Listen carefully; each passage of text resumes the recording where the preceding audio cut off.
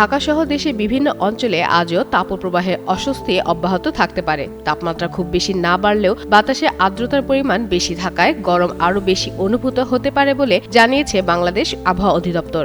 আরও জানানো হয়েছে, রাজধানীতে আজ দিনের তাপমাত্রা প্রায় অপরিবর্তিত থাকতে পারে।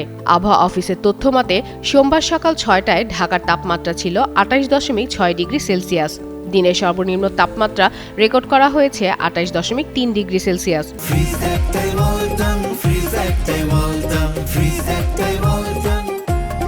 রোববার রাজধানীর সর্বোচ্চ তাপমাত্রা ছিল ৩৬.৪ ডিগ্রি সেলসিয়াস।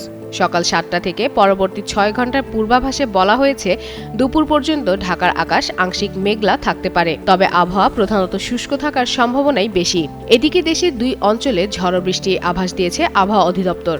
সোমবার সকাল ৮টা থেকে সন্ধ্যা ৬টা পর্যন্ত কার্যকর বিশেষ সতর্কবার্তায় বলা হয়েছে, চট্টগ্রাম ও কক্সবাজার অঞ্চলের ওপর দিয়ে পশ্চিম অথবা উত্তর পশ্চিম দিক থেকে ঘন্টায় ৪৫ থেকে ৬০ কিলোমিটার বেগে দমকা বা ঝড়ো হাওয়া সহ অস্থায়ীভাবে বৃষ্টি কিংবা বজ্রবৃষ্টি হতে পারে। এই পরিস্থিতিতে সংশ্লিষ্ট এলাকার অভ্যন্তরীণ নদীবন্দরগুলোকে ১ নম্বর সতর্ক সংকেত দেখিয়ে যেতে বলা হয়েছে। আবহাওয়া অধিদপ্তর জানিয়েছে, ঝড়ো হওয়ার সম্ভাবনা থাকায় নৌযানগুলোকে সতর্কতার সঙ্গে চলাচল করতে হবে।